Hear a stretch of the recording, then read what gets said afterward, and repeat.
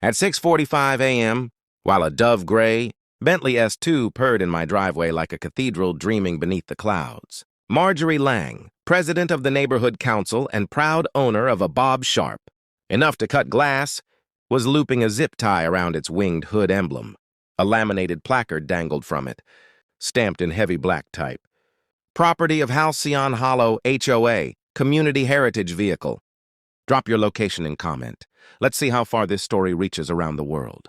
I stepped out my front door, a torque wrench in one hand and a steaming mug of coffee in the other. Marjorie looked up and smiled the way people do when they're breaking a bottle of champagne against a ship's hull. Like this was a ceremony, not trespassing. The Bentley gave a short, indignant honk, as if the car itself took offense. I stood there watching the steam rise from my cup, trying to figure out how my peaceful Sunday morning had turned into this ridiculous standoff. My name's Evan Mercer. I design historical exhibits. For a living, the kind of job where you spend months deciding how to make one forgotten object feel sacred again, just so people pause and actually see it instead of scrolling past. My weekends are meant to be quiet and predictable. Coffee first, an audiobook humming in the background, and long hours spent wandering the sanctum of rust and oil that is my garage.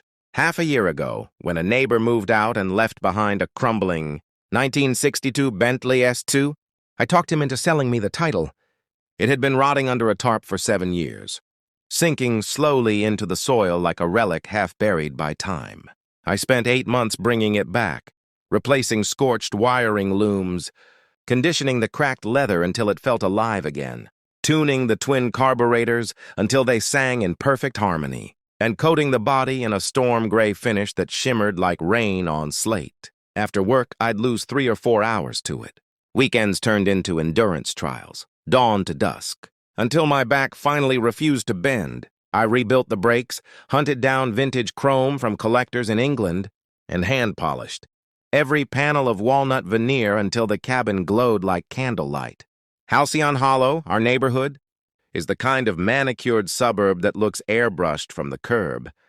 Symmetrical lawns, color-matched mailboxes, and hedges, so even they might have been measured with a ruler. The only real imperfection is Marjorie Lang, self-declared guardian of community, standards, and self-appointed brand custodian. She once fined a family for aesthetic discordance because they left their holiday wreath hanging past January 15th. That should tell you everything you need to know about Marjorie. She drives a pearl-white Lexus that gleams like a sterilized scalpel and washes it every Wednesday without fail. She even wears pressed khakis and a blouse just to fetch her mail. Marjorie developed a sudden, consuming interest in my restoration, the kind of curiosity a cat has when it stares at a full bathtub, half mesmerized, half ready to cause a disaster. It began harmlessly enough. Little handwritten notes tucked under my windshield wiper. Reminder: all displayed items must be registered with the HOA. One read. Then came the fluorescent abandoned vehicle stickers, slapped on my Bentley in the middle of sanding sessions. She'd wander into my driveway with her clipboard like a field researcher, counting the vents on the hood and declaring one afternoon, with priestly authority, that historical assets were, by definition, community property.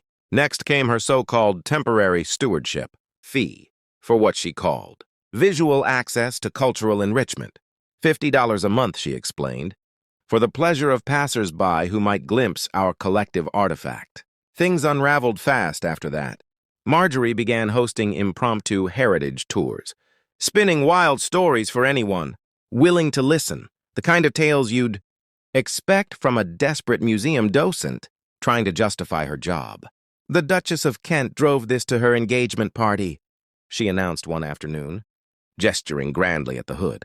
Another time, she claimed the car had appeared in a spy film, or that it once belonged to an oil magnate who died at sea, or that I'd ruined its original emerald finish with my thundercloud gray paint. When I replaced the horn relay, she lodged a formal noise complaint, insisting the tone was too aristocratic for a residential. Cul-de-sac 3. Voicemails to the HOA's attorney followed, each one escalating in drama. Rumors spread through Halcyon Hollow like dry leaves in wind. Some neighbors whispered that I was running a chop shop. Others hinted I was fencing. Antique vehicles for shadowy collectors. Overseas. Mrs. Delgado, from 3 houses down, even asked, in a whisper, if I was in witness protection. Twice, my security camera caught Marjorie sneaking into the driver's seat to take selfies, tagging them online with Gerard Bentley, like she'd been the one to resurrect it.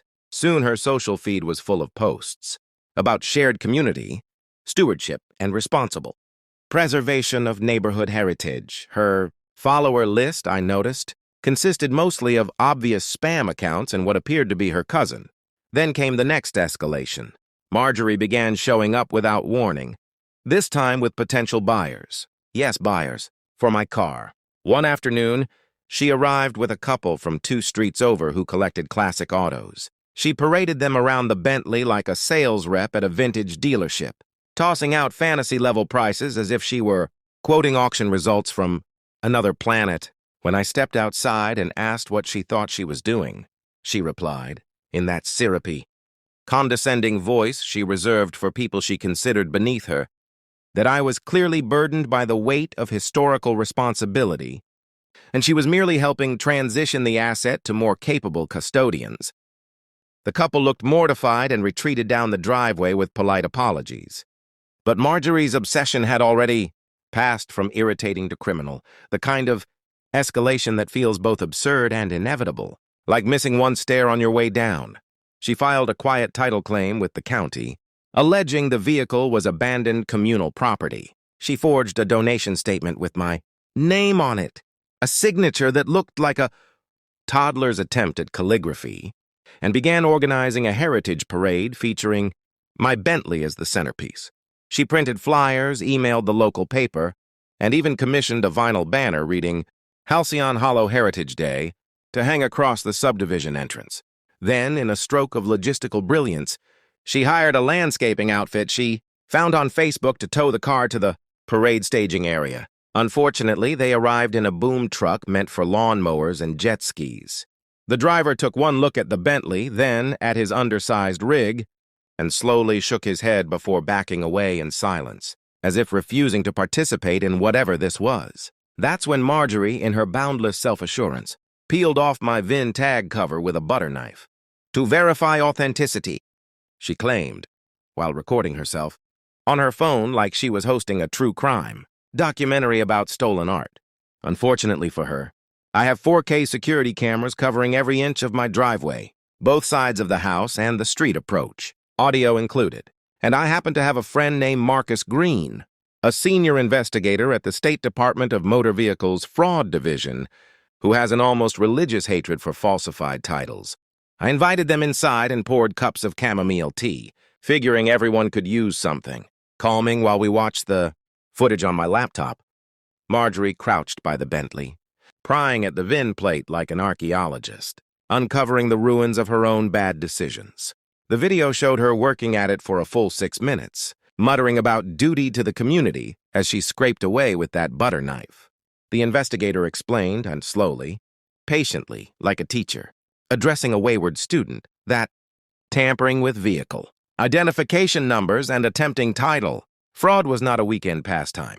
He stressed that people actually serve prison time for things like this. The officers crossed the street to Marjorie's house while I watched from my window. They knocked. She appeared moments later, wrapped in a decorative shawl and wearing a look of perfect disbelief, the kind of expression that says, surely this is all just a misunderstanding. Then the county clerk produced her so-called donation letter, typed in Comic Sans, which I learned is apparently a bright red flag in the legal world. The clerk noted, deadpan, that no legitimate document in the history of U.S. jurisprudence had ever been executed in Comic Sans. The officer's eyebrows did a synchronized rise. One even turned away, clearly choking back laughter. I filed formal complaints for trespass and vandalism right there in my living room while everyone took notes. The DMV investigator gathered all her forged papers and sealed them as evidence. The HOA board, suddenly smelling liability and incoming lawyers, called an emergency meeting for the following evening. The treasurer phoned me personally to apologize, swearing that Marjorie had been acting independently and that the board had absolutely no knowledge of her behavior. That night, the clubhouse was packed. Neighbors crammed into every seat, the air heavy with the scent of store-bought cookies someone had panic-bought from the grocery bakery. Every folding chair was occupied. People lined the back wall. When the meeting started, Marjorie took the floor like nothing had happened, launching into a PowerPoint. Presentation titled Community Heritage, Stewarding Our Bentley. She clicked through slides full of bullet points about shared neighborhood, assets, and the civic duty of preservation, as though her entire crime spree had been a public service announcement. But when Marjorie advanced to slide 3, the projector didn't show another bullet point. It showed the DMV investigators footage of her prying at my VIN plate, with that butter knife, sound included. The audio picked up every muttered word and every metallic scrape. A wave of gasps rolled through the room. One elderly woman in the back whispered, "Oh, heavens," loud enough for everyone to hear. Then the board treasurer, who had apparently done some quiet research of his own, stood up and revealed that Marjorie had authorized a $2,800 parade consultancy fee from HOA funds, payable to her cousin. The problem? Her cousin owned no clipboards, no business license, and exactly zero experience planning anything larger than a dental appointment. She was, in fact, a dental hygienist. The treasurer held up bank statements, emails, and a backdated contract bearing Marjorie's signature. The crowd broke into a low, furious murmur, half outrage, half disbelief. Within minutes, the board voted 5-0 to remove her as president, right there in front of everyone. The police officers at the back of the room and who had been standing with their arms folded through. The entire meeting stepped forward and issued citations for vandalism and falsified filings. The county clerk announced that the state was opening a formal case for attempted title fraud, a charge that could mean up to 3 years in prison. Then came the final blow. The HOA's insurance provider had responded earlier that day with a written statement beginning, "Absolutely not. We will not be covering any of this." Marjorie stood there, frozen under the fluorescent lights, her face reddening to the shade of a boiled lobster. Her mouth opened and closed in silent disbelief, like a fish gulping air at the surface. Her hands trembled around the presentation remote. That's where it ended for her. Right there, in front of 50 neighbors, as her perfect little kingdom collapsed in real time. Did you enjoy the video? Then show your support with a like, share your thoughts in the comments, and subscribe to become part of this journey.